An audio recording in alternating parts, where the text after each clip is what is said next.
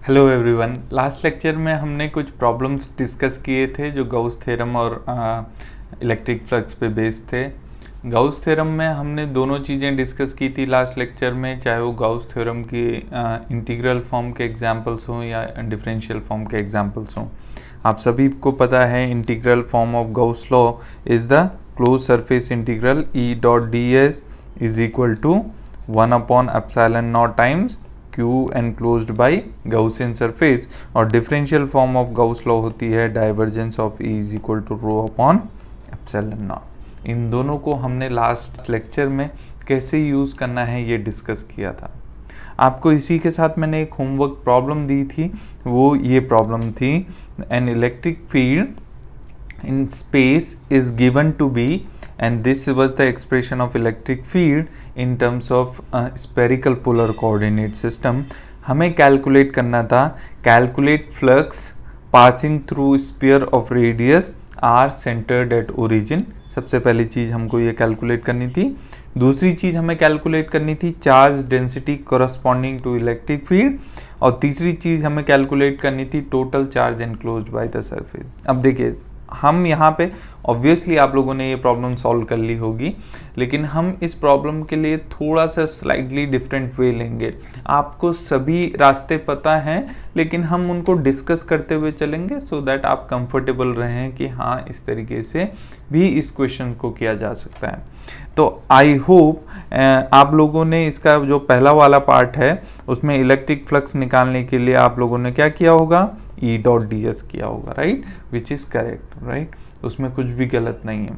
लेकिन हम यहाँ पे थोड़ा सा डिफरेंट स्ट्रेटेजी चूज़ करेंगे एंड मैं उसका रीज़न आपको बताऊंगा। सबसे पहले हम देख लेते हैं, अगर आपने वेक्टर अलजेब्रा, वेक्टर कैलकुलस पूरी अच्छी तरीके से देखी होगी लेक्चर सीरीज, तो उसमें हमने डिफाइन किया था गॉस डाइवर्जेंस थ्योरम को, right. So according to Gauss divergence theorem, Gauss divergence theorem क्या हो जाएगा? गॉस डाइवर्जेंस थ्योरम के अकॉर्डिंग जो हमारे पास इलेक्ट्रिक फ्लक्स है that is along close surface E dot D s. Gauss divergence theorem क्या बोलता है? That close surface integral E dot D s और एनी फील्ड, राइट, यहाँ पे क्लोज सरफेस इंटीग्रल है इलेक्ट्रिक फील्ड का। तो गॉस डाइवर्जेंस थ्योरम ये बोलता है कि कोई भी वेक्टर फील्ड है उसका जो क्लोज सरफेस इंटीग्रल है उसकी वैल्यू क्या हो जाएगी? Volume integral of what? Divergence of that vector field. तो यहाँ पे वेक्टर फील्ड क्या है? E है इंटू डी वी। ये किसने बोला? ये गॉस डाइवर्जेंस थ्योरम से हमें पता है, राइट। लेकिन हमें पता है इलेक्ट्रिक फ्लक्स ये होता है, तो अगर ये इलेक्ट्रिक फ्लक्स होता है फाई ई, तो ये भी इलेक्ट्रिक फ्लक्स है, वही चीज़ है एग्जैक्टली।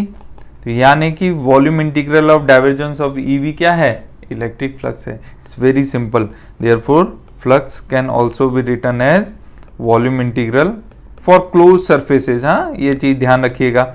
ये डेफिनेशन कब वैलिड है? Definition valid for close surfaces only, right, close surfaces. क्यों? क्योंकि जब तक ये क्लोज सरफेस इंटीग्रल नहीं होगा तब तक हम इसको इस तरीके से गॉस डाइवर्जेंस थ्योरम को यूज करके नहीं लिख सकते हैं। आपको अच्छे से पता होना चाहिए, राइट है। तो अगर क्लोज सरफेस है तो हम इससे भी इलेक्ट्रिक फ्लक्स निकाल सकते हैं। चूंकि यहाँ पे स्फीयर ऑफ रेडियस आर है जो कि क्लोज सरफेस है, तो हम ये वाला टर्म यूज करेंगे, राइट। अब आप पूछेंगे कि हम यही क्यों यूज करें, ऊपर वाला भी कर सकते थे। ऑब्वियसली कर सकते थे, लेकिन यहाँ पे हम इसलिए करेंगे क्योंकि सेकंड क्वेश्चन को आप ध्यान से देखिए। सेकंड क्वेश्चन में क्या पूछा हुआ है? Find the corresponding charge density. और हमने कल बताया था आपको कि अगर E गिवन है और रो आस्क्ड है और फाइंड आउट करना है, तो हम कैसे फाइंड आउट करेंगे? रो अपॉन एप्सिलॉन नॉट किसके बराबर होता है? डाइवर्जेंस ऑफ E के बराबर। तो यहाँ से रो हमारे पास क्या आ जाएगा? Epsilon not into divergence of E। तो मैं इस मेथड को इसलिए चूज किया फर्स्ट में, क्योंकि देखिए एनीवे हमें डाइवर्जेंस ऑफ E निकालना है सेकंड पार्ट के लिए।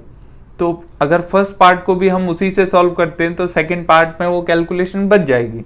अदरवाइज हमें फर्स्ट पार्ट में ई डॉट डी एस की एक अलग से कैलकुलेशन करनी पड़ेगी, सेकेंड पार्ट में डाइवर्जेंस की एक अलग से कैलकुलेशन करनी पड़ेगी, जो कि थोड़ा ज़्यादा कैलकुलेशन होगी। तो हमें वो नहीं करना है, हमें उससे बचना है। इसलिए मैं यहाँ पे क्या करूँगा, यहाँ पे मैं divergence of E find out करूँगा और फ्लक्स के लिए ये वाली डेफिनेशन यूज़ करूँगा।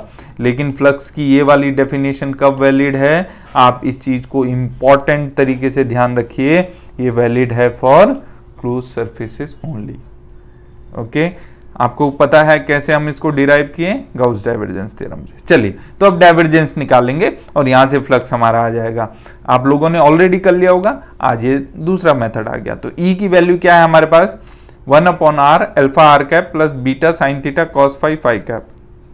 फर्स्ट पार्ट हम ले रहे हैं, ई की वैल्यू आपको गिवन है 1/r alpha r cap plus beta sine theta cos phi phi cap, sine theta cos phi phi cap, right है।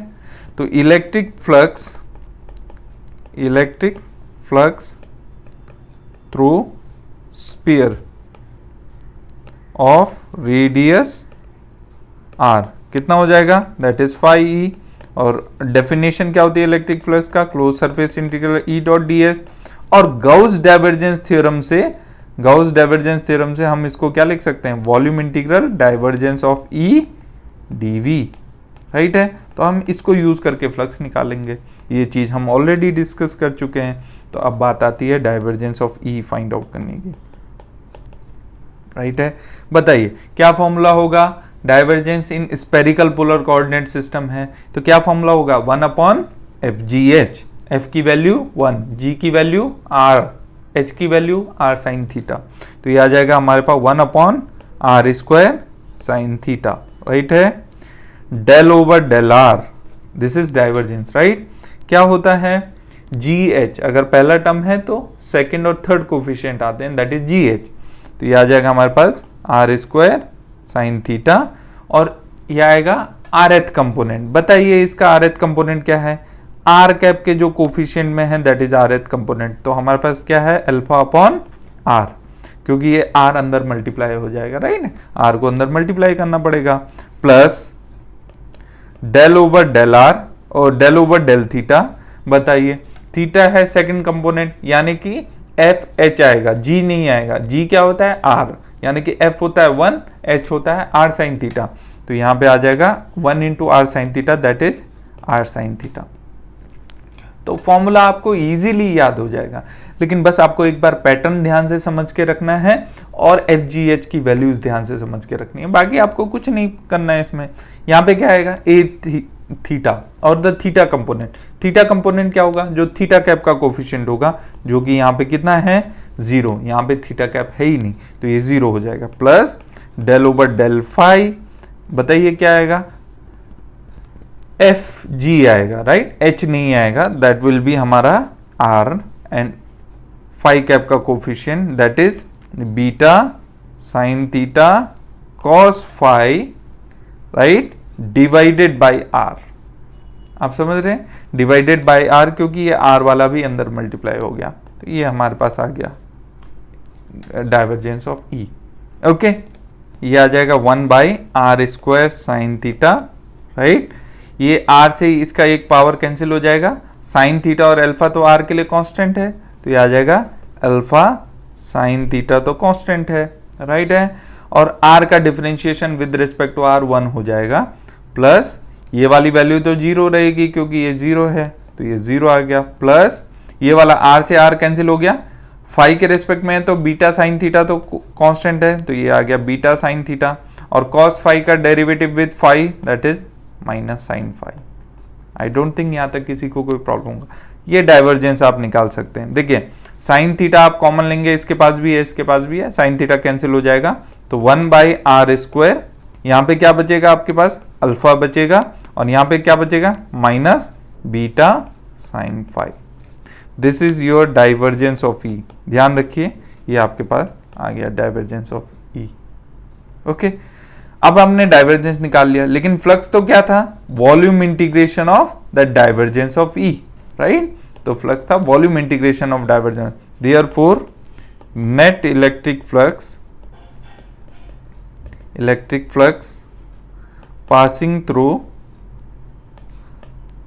through a sphere of radius r and centered at origin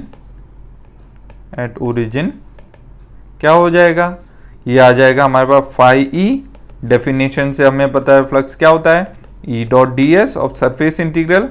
Gauss divergence theorem से पता है ये आना चाहिए volume integral of divergence of E to d v, right. आप ये वाली वैल्यू यहाँ पे रख दीजिए और फ्लक्स निकाल लीजिए। देखिए तो फ्लक्स आपके पास आ जाएगा, आपके पास यहाँ से ट्रिपल वॉल्यूम इंटीग्रल, ये आ जाएगा 1/r², यहाँ आ जाएगा alpha minus beta sine phi, right है। अब बात आती है डीवी की वैल्यू। डीवी की क्या वैल्यू आएगी स्पेरिकल पोलर कोऑर्डिनेट के केस में, r² dr sine theta D theta d phi, correct है। r² से r² कैंसिल हो गया, तो हमारे पास क्या बचा, यहां से हमारे पास बचा, यहां से आ जाएगा dr sine theta D theta, क्योंकि इसमें भी कोई थीटा कंपोनेंट नहीं है, और फाई कंपोनेंट ये आ जाएगा alpha minus beta sine phi D phi. अब स्पेयर है तो ये तो जाएगी 0 से 2 पाई, और थीटा जाएगा 0 से पाई, आर जाएगा 0 से कैपिटल आर, क्योंकि उसने आर रेडियस का स्पेयर बोल रखा है। तो फाई ई कितना आ गया हमारे पास, बताइए।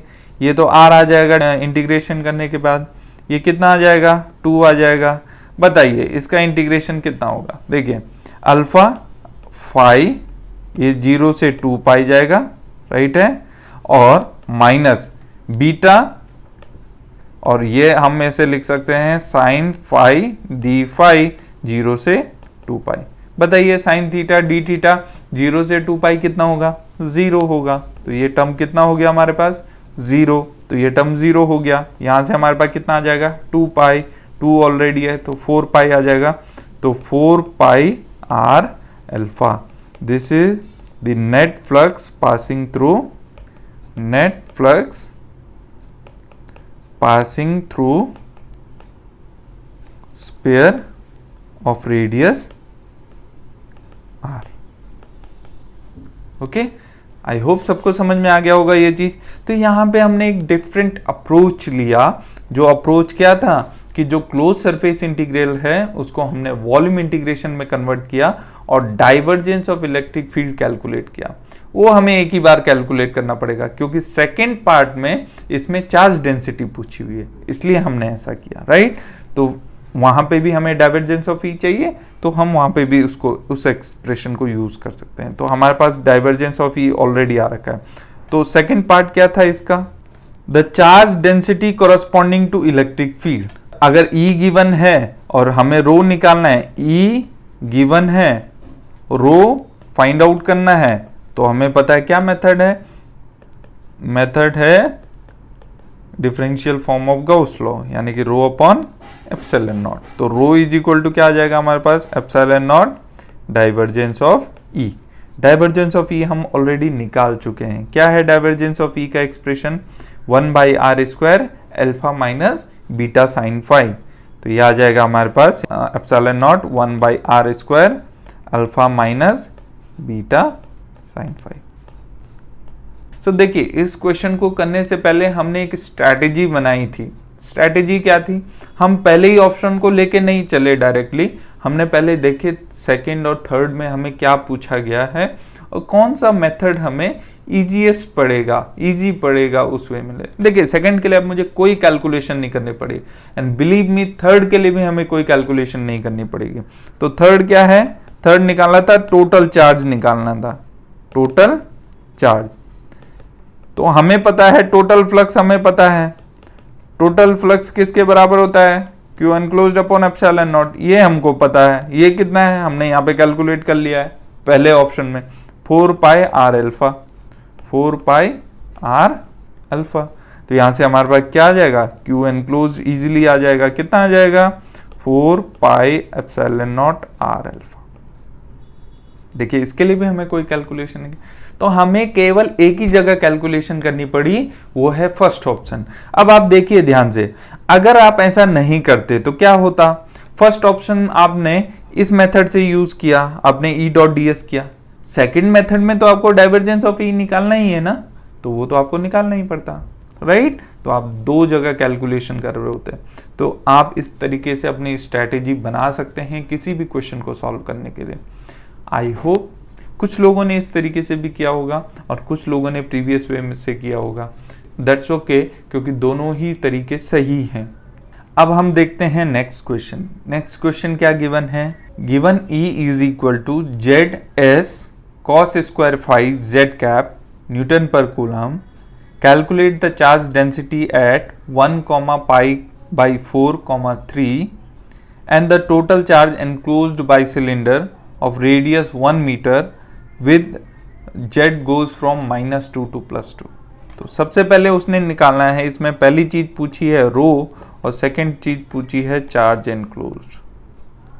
चार्ज एनक्लोज्ड, देखिए E गिवन है, रो निकालना है, कैसे निकालना है, डाइवर्जेंस ऑफ E से निकालना पड़ेगा। सो फर्स्ट ऑप्शन हम पहले सॉल्व करते हैं। हमें पता है डाइवर्जेंस ऑफ E किसके इक्वल आता है, वो आता है रो अपॉन एप्सिलॉन नॉट के इक्वल। तो यहाँ से रो कितना आ जाएगा, epsilon not A divergence of E। I don't think इसमें किसी को कोई प्रॉब्लम होगा, राइट है, सब लोग इस चीज को ऑलरेडी कर चुके हैं। तो अब आप क्या कीजिए, यहाँ पे डाइवर्जेंस ऑफ E निकाल लीजिए। तो डाइवर्जेंस ऑफ E कैसे निकालना, rho is equal to epsilon naught divergence of E निकालना है। देखिए ये है सिलिंड्रिकल कोऑर्डिनेट सिस्टम। तो सिलिंड्रिकल कोऑर्डिनेट सिस्टम में FGH क्या होता है, F होता है 1, G होता है S और H होता है 1, अगर आपको याद होगा। और कोऑर्डिनेट्स क्या होते हैं, S, फाई और Z।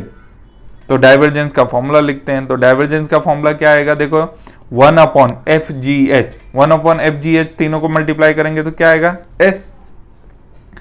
आगे क्या आएगा, del over first coordinate that is del S, right. अगर फर्स्ट कोऑर्डिनेट लिया है तो हमें GH लेना पड़ेगा दैट इज S, और कौन सा कंपोनेंट, AS कंपोनेंट, यानी कि जो S कैप का कंपोनेंट। मैं बता दूं यहाँ पे A इज इक्वल टू क्या है, यहाँ पे AS S cap plus A phi cap plus AZ Z cap, correct है। यहाँ पे S कंपोनेंट बताइए, इलेक्ट्रिक फील्ड में S कंपोनेंट कितना है देख के बताइए। इसमें इलेक्ट्रिक फील्ड हमें क्या गिवन है, इलेक्ट्रिक फील्ड हमें गिवन है ZS cos square phi Z cap. देखिए Z कैप है यानी कि AS भी 0 है और A फाई भी 0 है, तो ये 0 हो गया, plus del over del phi है तो ये वाला नहीं होगा, GH होगा दैट इज 1 और ये भी 0 है, plus del over del Z। अब Z कंपोनेंट हमें गिवन है, Z कंपोनेंट क्या गिवन है हमें, देखिए जब Z कंपोनेंट लिखेंगे तो थर्ड वाला कोफिशिएंट नहीं आएगा, फर्स्ट सेकंड वाला कोफिशिएंट आएगा दैट इज S, और Z वाला कोफिशिएंट क्या है, जो Z कैप के मल्टीप्लाई में ये है। तो हमारे पास आएगा Z और S ऑलरेडी है और ये आ जाएगा S स्क्वायर, राइट, और ये आ जाएगा cos स्क्वायर फाई, ये हमारे पास आ जाएगा। तो अब कुछ नहीं करना है, बस ये आ जाएगा 1/S। बताइए ये 0 ये 0, इसका डिफरेंशिएशन करेंगे Z के रेस्पेक्ट में तो एक ही Z है तो 1 हो जाएगा, तो आंसर आ जाएगा हमारे पास S square cos square phi.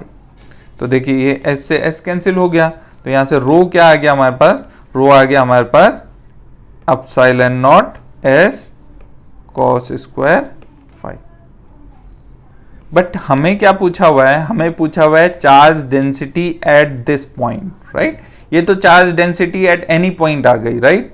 So at S phi Z किसी भी कोऑर्डिनेट पे चार्ज डेंसिटी है, बट हमें पूछी हुई है चार्ज डेंसिटी एट क्या 1, π/4, 3, 1, π/4, 3 ये पूछा हुआ है हमें। तो कितना आ जाएगा हमारे पास, ये आ जाएगा हमारे पास epsilon naught into 1, right, into cos square π/4, correct है। चलिए एप्सिलॉन नॉट cos π/4 की वैल्यू 1/√2, उसका स्क्वायर 2, तो ये आ जाएगी हमारे पास रो एट 1, π/4, 3। ओके, तो ये वैल्यू आ गई epsilon not by 2।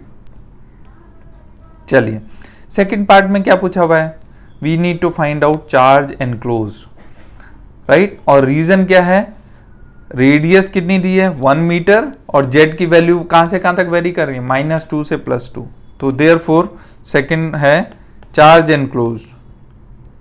Charge enclose, charge enclose क्या हो जाएगा बताइए, charge enclose Q is equal to कैसे निकालेंगे, triple integral rho dV, rho की वैल्यू ये है हमें गिवन है तो यहां पे रख देंगे, तो रो की वैल्यू हमारे पास epsilon naught s cos square phi, ये आ जाएगा epsilon naught s cos square phi, और ये आ जाएगा s वॉल्यूम इंटीग्रल अब हमें लिखना पड़ेगा, तो वॉल्यूम इंटीग्रल क्या होगा s ds d phi dz, right. Cylinder के केस में वॉल्यूम इंटीग्रल वॉल्यूम एलिमेंट यही होता है, तो यहां पे अब हम क्या करेंगे, एप्सिलॉन नॉट तो बाहर आ जाएगा, क्या बचेगा यहाँ s इंटू एस क्या हो जाएगा s square D S, right, phi का cos square phi D phi, और ये आ जाएगा डी जेड। देखिए जेड की लिमिट तो उसने डायरेक्टली बोल रखी है -2 से कहां तक बोला +2 तक जा रही है, राइट है। सिलेंडर रेडियस 1 मीटर है, रेडियस 1 मीटर है मतलब ये रेडियस 0 से 1 जाएगी, और फाई तो क्योंकि सिलेंडर बनेगा तो उसका क्रॉस सेक्शन सर्कुलर होता है, तो फाई की लिमिट तो कहां से कहां तक जाने वाली है 0 से 2 पाई तक, तो ये आ जाएगा एप्सिलॉन नॉट, इसका इंटीग्रेशन कितना आएगा s³/3, जब लिमिट्स रखेंगे तो 1/3, करेक्ट है। बताइए इसमें तो किसी को कैलकुलेट करने की जरूरत नहीं है, इसकी वैल्यू कितनी आती है pi, 0 to 2 pi sine square phi D phi और cos square phi D phi, दोनों की वैल्यू कितनी होती है पाई होती है, और ये कितना आ जाएगा 4, तो ये आ जाएगा 4 पाई, करेक्ट है। तो हमारे पास आ गया 4/3 पाई epsilon not, this is Q enclosed, हमने निकाल लिया इतना कूलम, ओके। चार्ज डेंसिटी क्या आएगी कूलम पर मीटर क्यूब, क्यों, क्योंकि यहाँ पे आपको यूनिट गिवन है न्यूटन पर कूलम, राइट, ऐसा ही यूनिट गिवन है, तो उसी ऑर्डर में आप यहाँ पे यूनिट लिख सकते हैं। तो चार्ज डेंसिटी की यूनिट क्या होगी चार्ज पर वॉल्यूम, तो चार्ज क्या है कूलम पर मीटर क्यूब वॉल्यूम के लिए, करेक्ट है। और ये चार्ज हो गया हमारे पास 4/3 पाई एप्सिलॉन नॉट। अब हम चलते हैं नेक्स्ट क्वेश्चन पे। नेक्स्ट क्वेश्चन गिवन है, if the electric field in space is given as this, E is equal to 2y square plus z x cap plus 4xy y cap plus xz cap Newton per coulomb. We need to find volume charge density at -1, 0, 3. The flux through cube defined as this boundary. तो cube है तो closed surface है, और third हमें calculate करना है total charge enclosed by the cube, कितना करेंगे। सो आई थिंक अभी हमने इस प्रॉब्लम को सॉल्व कर लिया है, सो हम एक एक करके निकालते हैं। देखिए वॉल्यूम डेंसिटी निकालनी है तो आपको पता है divergence of E is equal to क्या यूज करना पड़ेगा रो अपॉन एप्सिलॉन नॉट, लेकिन ध्यान से देखिए सेकंड में हमें क्लोज फ्लक्स भी निकालना है थ्रू क्यूब। क्यूब कैसी ज्योमेट्री होती है क्लोज सरफेस, तो वहां पे भी हम डाइवर्जेंस ऑफ E का यूज कर सकते हैं, जो आज हमने जो स्ट्रेटेजी पहले पार्ट में करवाई थी, करेक्ट है। तो वहाँ पे डाइवर्जेंस ऑफ E का यूज कर सकते हैं। हमें टोटल चार्ज एनक्लोज निकालना है, तो अगर हमने फ्लक्स निकाल लिया तो टोटल चार्ज एनक्लोज निकालने में कोई दिक्कत नहीं है, क्योंकि हमें पता है क्लोज सरफेस के से पास होने वाला फ्लक्स क्या होता है Q enclosed by epsilon not, तो वहाँ से Q एनक्लोज्ड हम निकाल लेंगे। चलिए अब पहली पार्ट है तो हमें डाइवर्जेंस ऑफ E चाहिए, यहाँ से हम क्या निकाल सकते हैं रो निकाल सकते हैं as a epsilon naught divergence of E के इक्वल।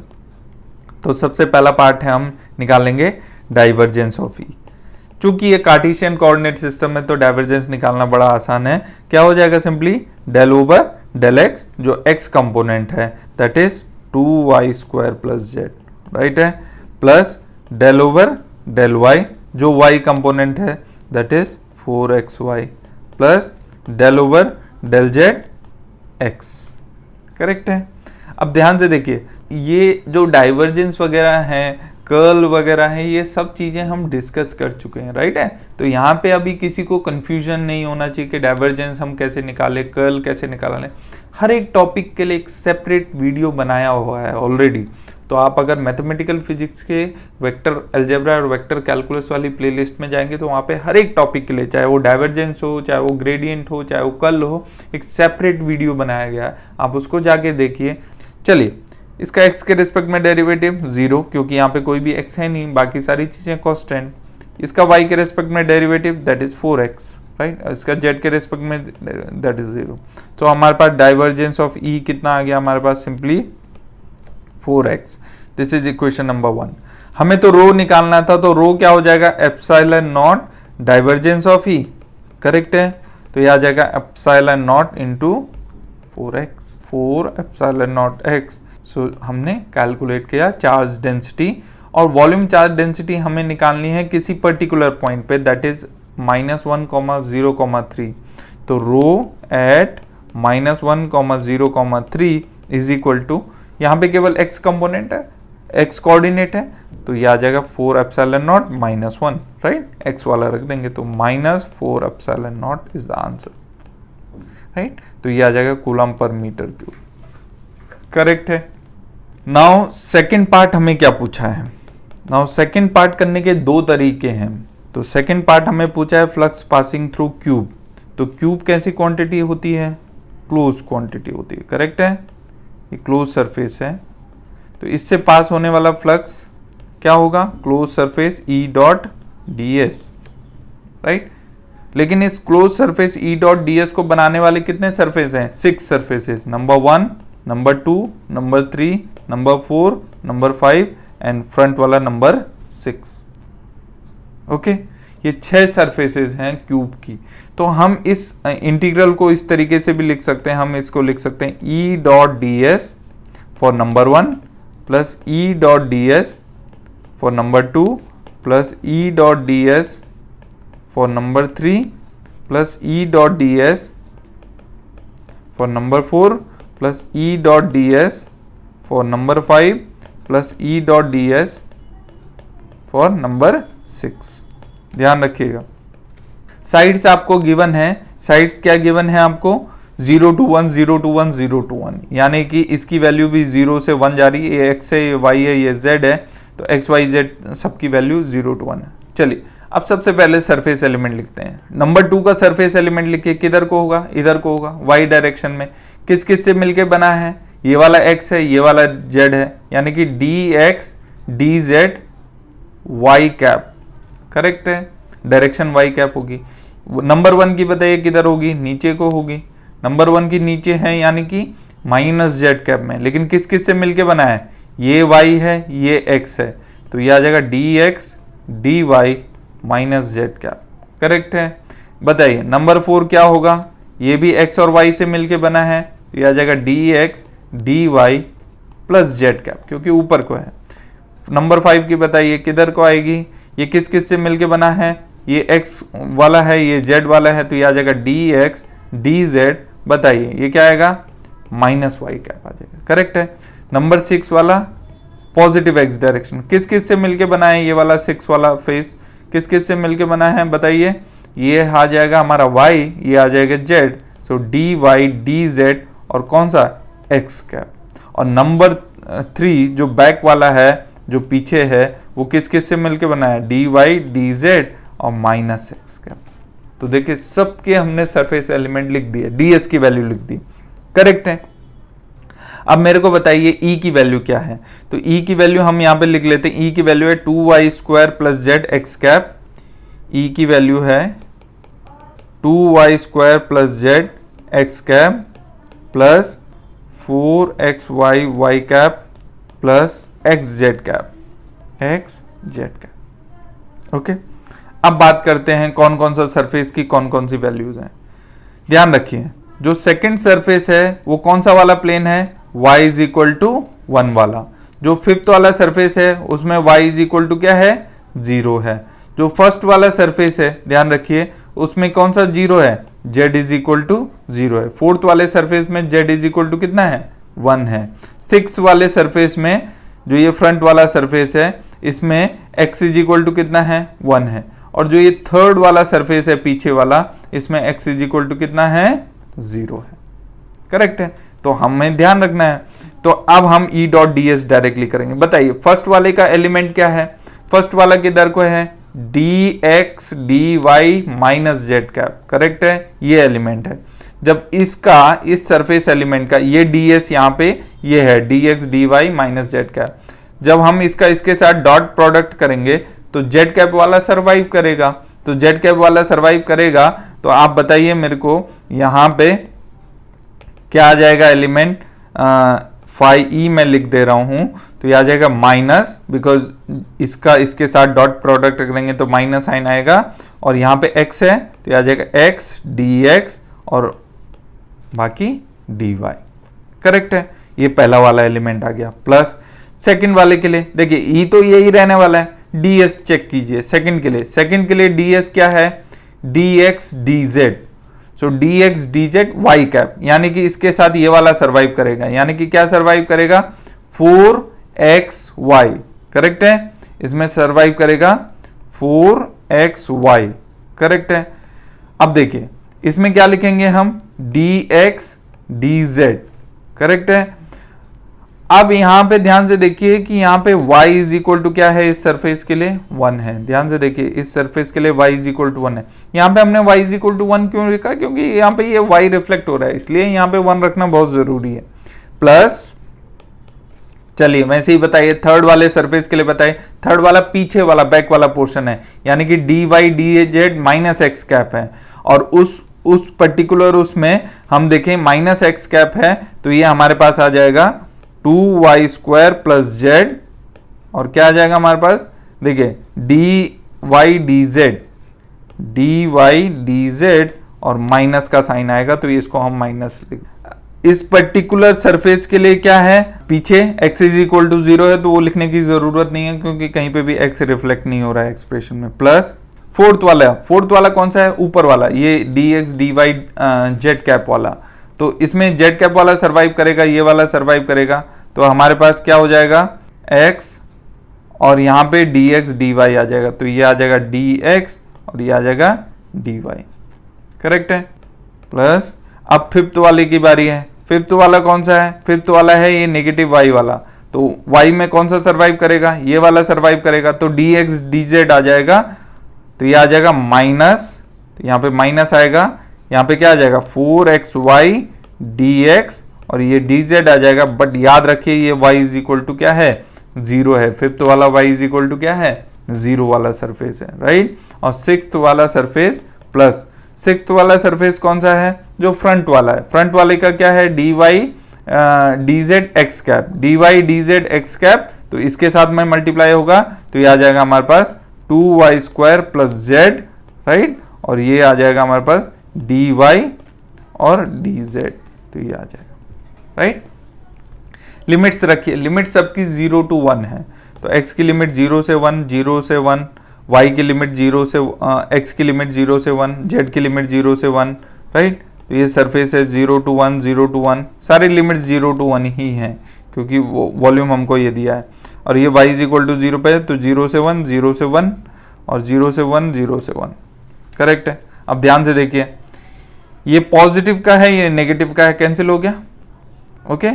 ये पॉजिटिव का है, ये नेगेटिव का है, ये भी कैंसिल हो गया। और ध्यान से देखिए ये वाला जो टर्म है वो ऑलरेडी 0 है। क्यों 0 है? क्योंकि y इज इक्वल टू क्या है? 0 है। जैसे ही आप 0 रखेंगे इस एक्सप्रेशन में सारा 0 हो जाएगा, तो बचा कौन सा? केवल कौन सा टर्म? ये वाला टर्म बच गया हमारे पास। तो इसलिए फ्लक्स क्या आ गया हमारे पास? फ्लक्स आ गया हमारे पास 4, देखिए y की जगह तो 1 रख दिया, तो अब बचा x dx इंटीग्रल, और ये आ जाएगा dz, और कहां से कहां तक? 0 से 1, 0 से 1।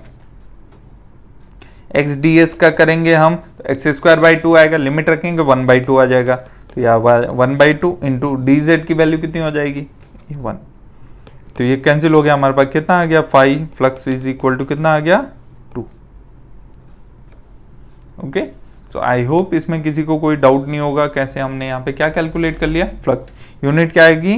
न्यूटन पर कूलम मीटर। ये हमने कैसे लिखा है देखिए, तो फ्लक्स क्या होता है? E dot D S. E की यूनिट क्या होती है? न्यूटन पर कूलम। ds की यूनिट क्या होती है? मीटर स्क्वायर, राइट, एरिया, तो इसलिए न्यूटन पर कूलम मीटर स्क्वायर, ओके। अब इसमें हमें इतना कुछ करना पड़ा, राइट है, आप देख रहे होंगे कितना सारा हमें इसको सॉल्व करना पड़ा, ओके। लेकिन अगर आप इसी जगह पे, अगर आप, क्योंकि क्लोज सरफेस था तो इसकी जगह पे आप क्या यूज कर सकते थे, गॉस डाइवर्जेंस थ्योरम से आपको पता है, आप volume integral of divergence of क्या यूज कर सकते हैं, divergence of E into DV use कर सकते थे, करेक्ट।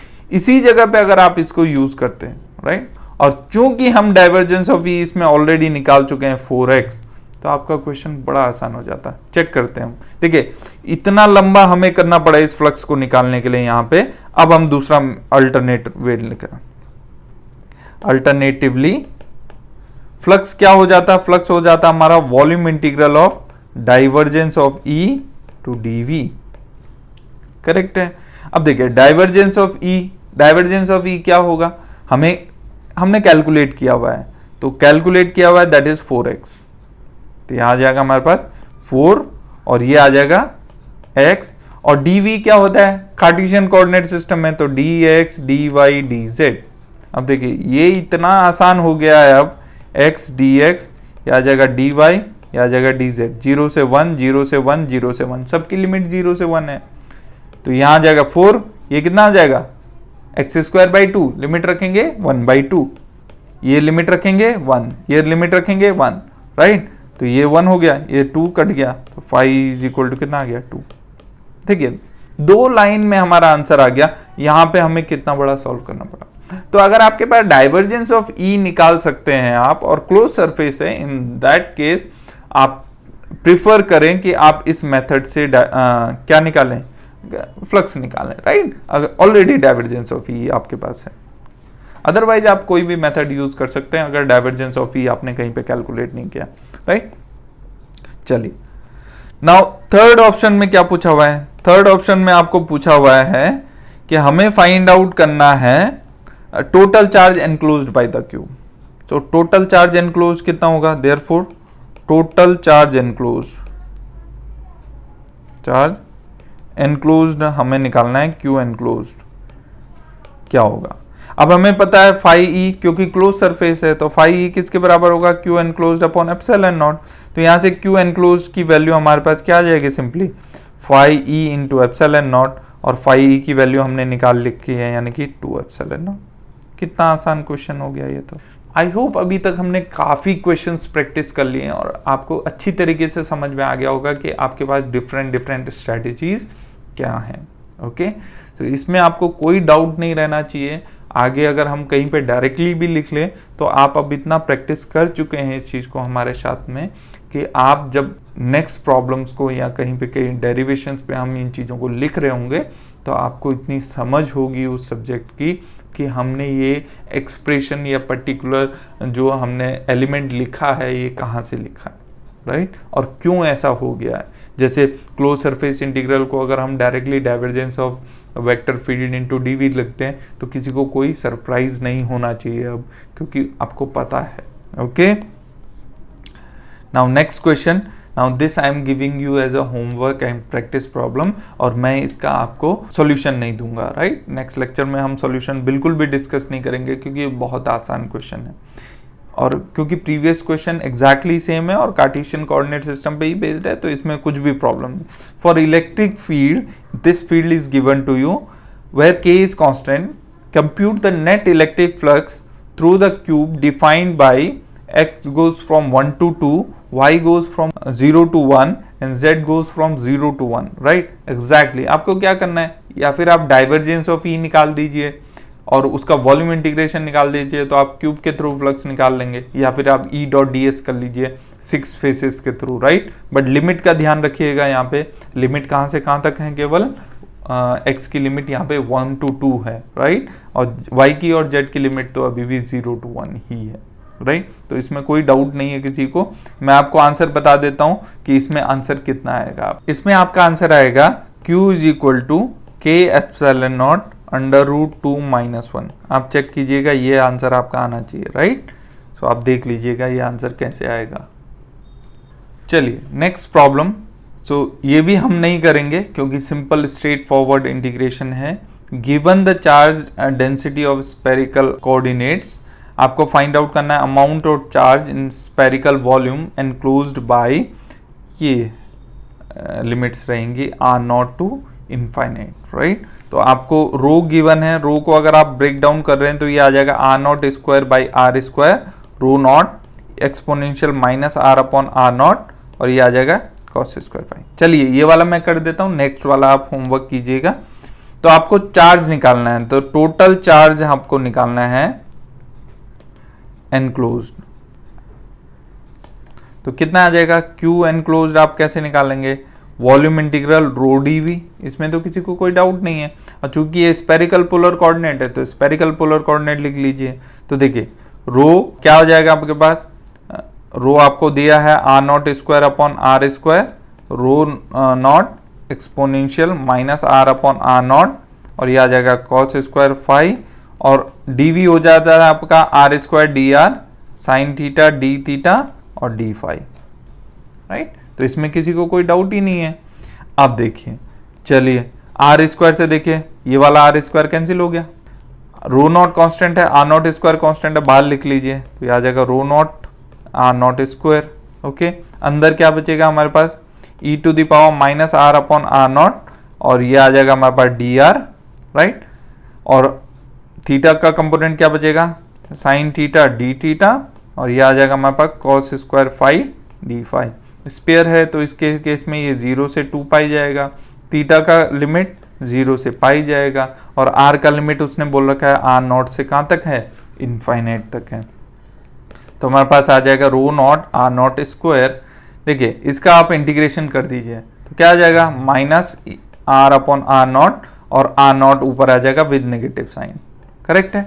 कोफिशिएंट से डिवाइड होता है, कोफिशिएंट क्या है 1 by R naught, 1 by R naught ऊपर आएगा तो माइनस आर नॉट आ जाएगा, राइट। तो ये आ जाएगा R naught to infinite. Sine theta D theta 0 से पाई, किसी को कुछ बताने की जरूरत नहीं है, 2 होता है, cos square phi D phi 0 to 2 pi होता है, सॉरी पाई होता है। ओके, सो ये आपको किसी को कुछ बताने की जरूरत नहीं है। तो ये आ जाएगा 2 पाई, यहाँ से आ जाएगा हमारे पास, तो हमारे पास आ जाएगा 2 पाई, तो ये आ जाएगा 2 pi rho naught R naught square, और ये आर नॉट भी हम बाहर लिख लेंगे तो आर नॉट क्यूब हो जाएगा, माइनस साइन अंदर ही रहने देंगे, तो minus E to the power, R की जगह इन्फिनिटी रखेंगे तो माइनस इन्फिनिटी, राइट, और ये माइनस माइनस प्लस हो जाएगा, plus E to the power minus 1, right. R की जगह आर नॉट रखेंगे तो R naught by R naught 1, E to the power minus infinity कितना हो जाएगा, 0 हो जाएगा, राइट है। तो ये 1 बाई ई हो जाएगा हमारे पास, तो 2 pi rho naught R naught cube by E, this will be our total charge enclosed. Okay, so I hope सबको समझ में आ गया। बहुत आसान क्वेश्चन था, इसमें कुछ भी ज्यादा अलग करने वाली चीज नहीं थी। Okay, there is a next numerical says the electric field in some region is defined as ER is equal to A upon R cap plus B sin theta cos phi upon R phi cap। हमें charge density निकालनी है and total charge in sphere of radius are centred at origin.